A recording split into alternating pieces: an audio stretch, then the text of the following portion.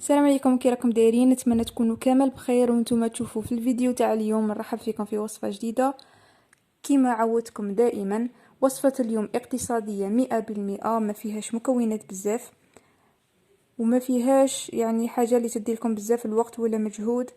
كما شفتوا في العنوان تاع الفيديو، مقادير جد بسيطه وسهله تحضروها في 10 دقائق برك. هنا درت حبه بيض واحده، نعم حبه بيض واحده فقط. زدت معاهم نص كاس تاع سكر، شويه تاع لافاني، خلطتهم مليح حتى ولا الخليط تاعنا ابيض، والسكر هذا كامل يذوب مع البيض كيما راكم تشوفوا في الفيديو. زدت معاهم نص كاس تاع الزيت. انا هنا استعملت الاكواب المعياريه، اذا ما كانش عندكم هذه الاكواب المعياريه تقدروا تستعملوا الكوب، اي كوب عادي تاع 250 مليلتر ولا اي كوب كان عندكم، يعني اللي تبغوا تعبروا به عبروا نورمال. زدت معاهم هنا مبشور الليمون، تقدروا تستعملوا مبشور برتقال ولا اي حاجه كانت عندكم متوفره، تنجموا قاع تستغناو عليه ما ديروهش كاع. هنا درت الليمون كان عطاها الذوق شبه بزاف. زدت معاهم كاس وربع، عفوا كاس ونص تاع فرينه، خلطتهم مليح. وزدت لهم مغرفه تاع خماره تاع الكاطو، مغرفه صغيره، نخلطهم مليح. كما قلت لكم هاد الكاطو جد جد اقتصادي، يعني اقتصادي 100%. تحضروه في 10 دقائق فقط.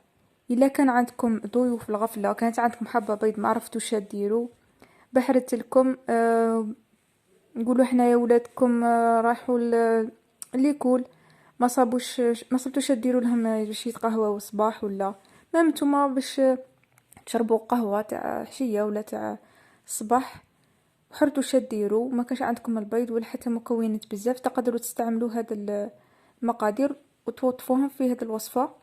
وصفه شابه بزاف سهله كما شفتوا، ما فيهاش مكونات وما تديركمش الوقت.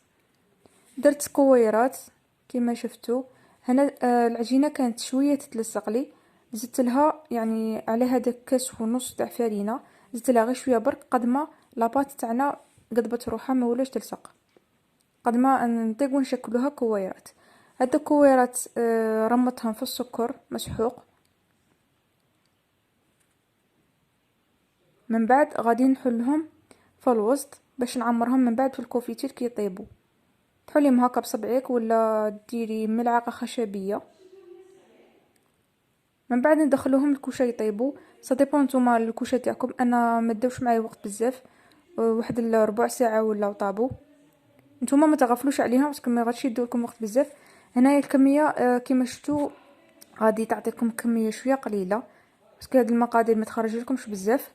انايا استعملت هادو المقادير تقهوينا بهم غير سما شدتنا غدوه من داك برك، زعما جات خفيفه ما شاء الله، ما تشدلكمش بزاف. انتما الا كنتو باغيين كميه شويه كبيره قادرين تضاعفوا المقادير وتعطيكم كميه اكثر من هذه شويه.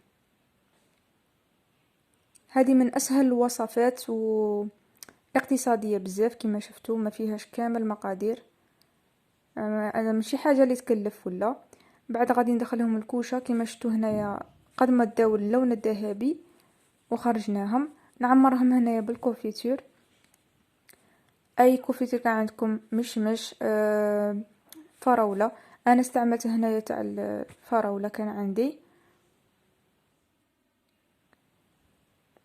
عمرهم هكا لداخل.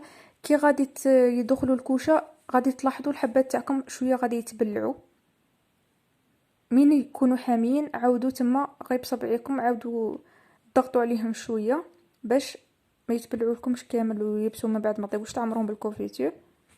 انا الحبات تاعي كيما شفتوا خرجوا لي شويه كبار باسكو من يدخلوا الكوشه زادوا نفخوا شويه. نتوما اللي بغيتوا حبات صغار على هادو صغروا شويه في الحجم، الا كان عندكم ميزان يكون احسن باش تجيكم كاع على حبه وحده. انا مالغري صغرتهم بصح من يدخلوا الكوشه زادوا نتفخوا لي مشي بزاف. المهم هذه كانت وصفتنا لليوم، نتمنى تكون نالت اعجابكم. اذا عجبتكم الوصفه ما تنساوش ترسلوا لي تطبيقاتكم في الانستغرام، غادي نخليكم الرابط تاعها في صندوق الوصف هكا كامل باش نعرف راكم تسيو في الوصفات وراني نفيد فيكم باش تشجعوني تاني اكثر. باش نقدم لكم وصفات جديدة إن شاء الله. وإذا عجبكم الفيديو ما تنسوش تخلوا لي جيم وتعليق مشجع، ونتلاقاو في فيديو جديد، والسلام عليكم.